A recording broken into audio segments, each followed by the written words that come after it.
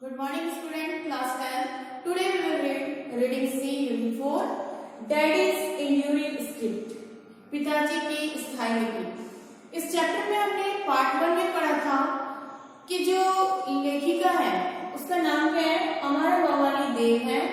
उनके जो पिताजी हैं बहुत ही अच्छे राइटर थे। उनका एक पैशन था, शौक था कि वो क्या करें, सिर्फ लेखक का काम करें। वो फिल्मों के लिए, मैगजीन के लिए क्या करते थे, स्क्रिप्ट लिखते थे। किसके लिए? फिल्मों के लिए और मैगजीन के लिए। उन्होंने ऑल इंडिया रेडियो में भी काम किया और बहुत उनका शौक हुआ करता था, तो घर में भी वो अपने स्वतंत्र एक लेखक थे और अपने अकॉर्डिंग वो क्या करते थे, मैगजीन के लिए स्क्रिप्ट लिखा करते थे, फिल्मों के लिए लिखा करते थे। हमने देखा था पार्ट 1 में कि जो अमर भवानी है वो क्या करती है, अपने पिताजी को देखती है कि वो किस तरीके से स्क्रिप्ट लिखा करते हैं और वो छुप के क्या करती है, लास्ट नाइट को वो अपने पिताजी को देखती है और उनके अपोजिट डायरेक्शन में बैठी रहती है और लिखते हुए देखती है। उनके जो पिताजी हैं वो किससे लिखते हैं, ग्रीन इंक से लिखते हैं, ग्रीन कलर के इंक से लिखते हैं और अपने सोच को, अपने स्क्रिप्ट को एक नया मोड़ देते हैं। जो लेखिका है वो क्या करती है, अपोजिट डायरेक्शन में बैठ के ब्लैंकेट का ढेर लगा के वहीं पे बैठे बैठे उनको देखते रहती है। उनकी सिस्टर और उनकी जो मदर है वो क्या करते हैं, अपने रूम में सोने चले जाती हैं। फिर इसके बाद एक स्टेप आगे बढ़ते हैं कि इनकी जो मदर है, लेखिका की जो मदर है, उनको क्या होता है, उनके फादर की जो बहुत ही अच्छी मैगजीन की फैन हुआ करती थी और दोनों की दोस्ती होती है और दोनों क्या कर लेते हैं, मैरिज कर लेते हैं। मैरिज होने के बाद पता चलता है कि दोनों इंटरकास्ट शादी होती है। लेकिन पहले के जमाने, पहले की जनरेशन में क्या माना जाता था कि इंटरकास्ट शादी करना कैसा है, अपनी फैमिली को, अपने एंसेस्टर को धोखे देने वाली बात मानी जाती थी। उसके बाद एक स्टेप आगे बढ़ते हैं कि जब ये ऑल इंडिया रेडियो में काम किया करते थे लेखिका के फादर, तो वो क्या करते थे, वहां रिजाइन दे देते थे और फिर वो अपने तरीके से क्या करते थे, लेखक का काम करते थे, स्क्रिप्ट लिखा करते थे। उनके दो फ्रेंड थे, एक का नाम था गणेशन जेमिनी और एक का नाम क्या था, नागेश। जो गणेशन थे वो क्या थे, एक बहुत ही अच्छे एक्टर्स थे और एक्टर्स होने के साथ साथ बहुत ही अच्छे एक्टिंग करने के बावजूद भी आज हम देखते हैं कि सेलिब्रिटी जो होते हैं वो क्या करते हैं, उनके बॉडीगार्ड होते हैं 4, उनके ड्राइवर होते हैं। लेकिन गणेशन जो थे, गणेशन जेमिनी, वो इतने अच्छे, इतने नामी ग्रामी कलाकार होने के बाद भी अपनी ब्लू फिएट कार में खुद से ड्राइव करके लेखिका के घर में आया करते थे। और जो लेखक है, जो इन लेखिका के पेरेंट्स हैं, उनका नाम ऑल इंडिया रेडियो में किस नाम से जाना जाता था, कि नागरकोयल के पद्मनाभन। आपको तो एक क्वेश्चन आता है, मैक्सिमम हमेशा क्वेश्चन पूछा जाता है कि जो केरल में ऑल इंडिया रेडियो में जो काम किया करते थे तो उनका नाम क्या हुआ करता था, उन्हें किस नाम से केरल में जाना जाता था। उनका नाम क्या था, नागरकोयल के पद्मनाभन। उनके 2 फ्रेंड थे, गणेशन जेमिनी और एक का नाम था नागेश। जो गणेशन जेमिनी थे वो क्या थे, बहुत ही अच्छे एक्टर्स थे और जो नागेश थे वो बहुत ही अच्छे कॉमेडियन थे। दोनों उनके घर में आया करते थे और गणेशन जेमिनी जो उनके घर आया करते थे उन्हें प्यार से क्या कहकर बुलाते थे, माँ पिल्लई। इसे तमिल में क्या कहा जाता है, दुल्हा।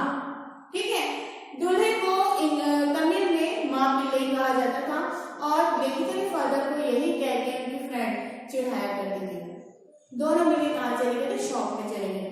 इसी चैप्टर को हम आज क्या करेंगे, पार्ट 2 में पढ़ेंगे कि आगे इसके बारे में हम क्या पढ़ते हैं। उनकी जो स्थायी लिपि है, स्थायी जो स्क्रिप्ट है, वो किस तरीके से आगे नया मोड़ लेती है, किस तरह जाती है। Start. I did mumble although I often dozed off in the chair and he did carry me to bed next to mom. Aren't you sleepy? पहले तो मैं क्या कर रही थी, अपने पेरेंट्स को लिखते हुए देख रही थी। मेरी मम्मी जो मेरी सिस्टर है वो अपने बेडरूम में सोने चली गई थी। फिर मेरे पापा ने मेरे पास आए, मेरे को देखा तो सबसे पहले क्या क्वेश्चन किए, Aren't you sleepy? तुम अभी तक सोई नहीं? No, I did mumble. तो उसने क्या कहा, नहीं मैं नहीं सोई। Although I did often doze off.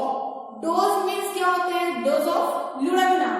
वहीं पे ब्लैंकेट पे ढेर लगा के बैठी थी और नींद तो आ रही थी लेकिन वहीं पे लुढ़क गई थी in the chair and he had carry me to bed next month. और जब मुझे मेरी झपकी लग गई, मैं वहां पे ब्लैंकेट में लेट गई, तो मेरे फादर ने मुझे उठा के कहाँ ले गया, बेडरूम में ले गया और मेरी मम्मी के जस्ट बगल में लेटा दिया। I would dream of rings of white paper filled with green writing. और फिर क्या देखा कि मेरा जो सपना है ना, मैं एक कागज के दस्ते पर हरी स्याही से लिखा हुआ, जिसका नायक होता है ना, हर फिल्म में क्या होती है, स्क्रिप्ट एक पहले पूरी कहानी को तैयार किया जाता है, तो वैसे ही लेखिका जब फादर ने क्या की थी, एक कहानी को पहले तैयार कर ली और उसमें बता रही कि मैं हरे हैंडराइटिंग से लिखा था और उस कहानी में जो मेरा नायक था, जो एक्टर्स था, वो बहुत ही अच्छा था। End of wild heroes good always triumphed over evil. Triumphed का मीनिंग होता है विजय प्राप्त करना। मेरी कहानी में जो नायक था वो हमेशा बुराई पर क्या करता था, विजय प्राप्त करता था। And dads heroes were always good. फिर लेखिका बता रही कि मेरे डैडी के, मतलब उनके जो डैडी जो स्क्रिप्ट लिखते थे, कहानी लिखते थे, उसमें जो भी नायक होता था, जो भी हीरो होता था, वो हमेशा बहुत अच्छा होता था। When I was 10, he gave me Harper Lee's novel to kill a mockingbird, a rather new book then. फिर क्या बताइए यहाँ पे लेखिका, जब मैं 10 वर्ष की हुई तो उन्होंने मेरे हाथ में क्या दिया था, एक हार्पर ली का उपन्यास दिया, जो किस नाम से था, टू किल अ मॉकिंगबर्ड, पढ़ने को दिया। और क्या कहा, यह एक ऐसी कहानी है जो पूरे जीवन के लिए पर्याप्त है। मतलब उस कहानी को अगर हम पढ़ लेते हैं तो हमारे पूरे होल लाइफ में वो काम आने वाली है।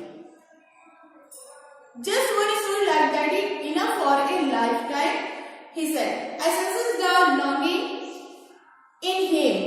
और मुझे उस पर क्या था, बहुत ही तरस आया। उन्होंने क्या कहा कि मुझे उस पर बहुत तरस आया। Seize the longing means तरस आना। He had a body of work by then. फिर क्या बता रहे हैं यहाँ पे कि लेकिन एक बड़ी सफलता उनसे अभी भी दूर थी। ठीक है, उन्होंने कहा कि इस उपन्यास को पढ़ो, तो लेखिका ने क्या बताया कि उन्होंने जो मेरे को उपन्यास दिया था, टू किल अ मॉकिंगबर्ड, वो एक ऐसा उपन्यास है, उसको पढ़ने से पूरी लाइफ के लिए पर्याप्त है। एक कहानी पूरी होल लाइफ को चेंज कर देती है। तो मुझे उनकी कहानी को पढ़ के बहुत ही तरस आया। और फिर क्या बता रही है, he had a body of work by then. बता रही है कि अपना सारा जीवन काम पर लगा दिया था, एक काम को करने के लिए, लेकिन एक बड़ी सफलता, but a big hit eluded him. एक बड़ी सफलता अभी भी उनसे दूर थी। The novel made a great impact on me. फिर क्या बता रहे हैं यहाँ पे कि जो उनके हाथ में नहीं, एक बड़ी सफलता दूर थी, उनके हाथ में तो नहीं है, और इस उपन्यास ने मुझ पर एक बहुत ही बड़ा प्रभाव छोड़ा, एक बहुत ही गहरा इफेक्ट छोड़ा था। Harper Lee and how bright daddy was. और पिताजी कैसे लिखते थे।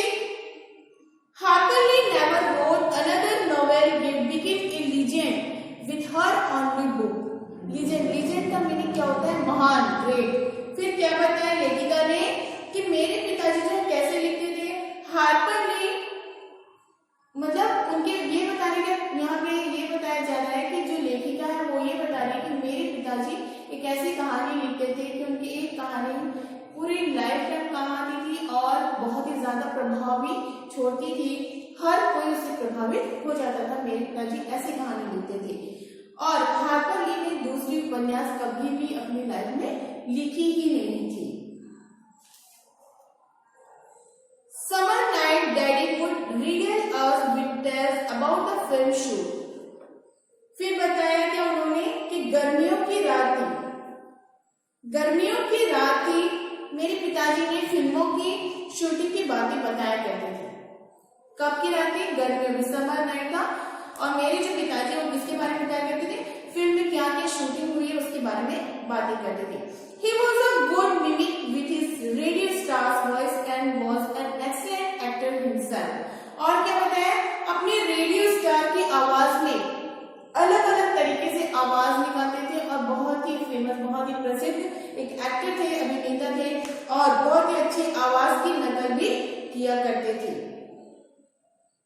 What a wonderful thing it is to be a writer, and I would sign what a wonderful thing it is to be a writer. फिर उन्होंने क्या बताया कि स्वयं में वो अपने आप में इतने अच्छा कलाकार थे और मुझे लगता था कि लेखक होना कितनी ही आश्चर्य और कितनी ही मजेदार बातें होंगी। On Sunday and holiday, I would got up the attic. Sunday का दिन था, छुट्टी का दिन था। छुट्टियों के दिनों में मैं अपने कहाँ गई, एटिक में छत के ऊपर गई और वहां पे मैंने क्या किया, अपनी एक कहानी लिखी हुई, Where I hide my journal and write endless story of my own।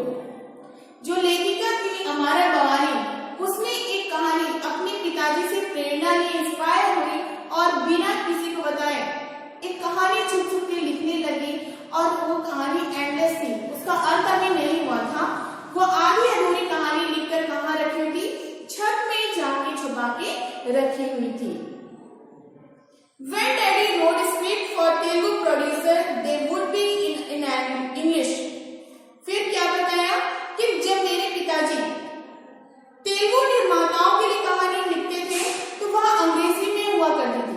किसके लिए लिखते थे, जो तेलुगु फिल्म के लिए कहानी लिखा करते थे वो किसमें होती थी, इंग्लिश में हुआ करती थी। Sometimes he would ask me for a particular English word। कभी कभी मेरे पिताजी मुझसे क्या पूछते थे, इंग्लिश के वर्ड मुझसे पूछा करते थे, which I did supply, और मैं उन्हें सप्लाई करती थी, बताया करती थी। My heart would swell with pride and that I was a part of his writing। और मुझे जब मेरे पिताजी मुझसे फिल्मों के लिए इंग्लिश वर्ड पूछा करते थे तो मेरा जो दिल है वो गर्व से भर जाता था कि मैं भी अपने पिताजी की स्क्रिप्ट की, उनकी कहानियों का एक बहुत ही बड़ा हिस्सा हूँ। Which Anuradha and I studied at Chennai Holy Angels Convent, a most exclusive school। मेरी सिस्टर अनुराधा, यहाँ देखो लेखिका का नाम क्या है, लेखिका की सिस्टर का नाम क्या है, अनुराधा। बता रही है कि मेरी सिस्टर और मैं एक इंग्लिश स्कूल चेन्नई में हॉली एंजल्स कॉन्वेंट स्कूल में पढ़ा करते थे, जो बहुत ही चेन्नई की सबसे बेस्ट की बहुत ही महंगी स्कूल है, वहां पे जब पढ़ा करते थे। Which my father could I afford, in afford, तब मेरे पिताजी वहां फीस देने में, वहां की सारी चीजों को मैनेज करने में, उसको अफोर्ड करने में पॉसिबल नहीं था उनके लिए, वो बिल्कुल भी नहीं कर पाते थे, लेकिन फिर भी उन्होंने पूरी एफर्ट लगा दिया था। Still he wanted us to study and speak English well, and entitlement he did say। फिर क्या बताया यहाँ पे कि मेरे पिताजी फिर उन्होंने जो हमें वही पढ़ाया, इतनी बेशकीमती, एक मिडिल क्लास के बच्चे होते हैं तो अफोर्ड नहीं कर पाते कि बहुत बड़ी स्कूल में बच्चों को पढ़ाया जा सके, तो वैसे ही ये भी मिडिल क्लास से थे। हमारे कहानी जो लेखिका है इनके पेरेंट्स एक मिडिल क्लास से थे, लेकिन उसके बावजूद अपने बच्चों को अनुराधा, इनकी जो सिस्टर थी अनुराधा और हमारा भवानी लेखिका, दोनों को चेन्नई के बहुत ही बेशकीमती स्कूल में पढ़ाया। कोशिश करने के बावजूद उन्होंने कैसे भी करके अफोर्ड किया और वहां पे फीस को दिया और उन लोगों को वहां पे इंग्लिश स्कूल में पढ़ाया। किसने पढ़ाया? ताकि हम बहुत ही अच्छी अंग्रेजी बोल सकें। आप लोग देखते चेन्नई में जो रहते हैं, अगर आपके आसपास जो कलीग है या आपके पहचान वाले आपके फ्रेंड सर्कल में कोई है तो उनसे पूछना, चेन्नई का जो एटमोस्फियर है वहाँ बच्चे छोटे छोटे बच्चे तक इंग्लिश बोलते हैं, वहाँ इतना अच्छा एटमोस्फियर है। तो वहाँ की जो सबसे बेशकीमती बहुत ही महंगी स्कूल, वहाँ पे हमारा भवानी लेखिका को पढ़ाया गया था, उनके सिस्टर को भी पढ़ाया गया था, ताकि बहुत ही अच्छी अंग्रेजी हम बोल सके। और इसके अलावा then one day I heard my parents whisper excitedly of a literary offer that had come to Daddy for a Telugu film।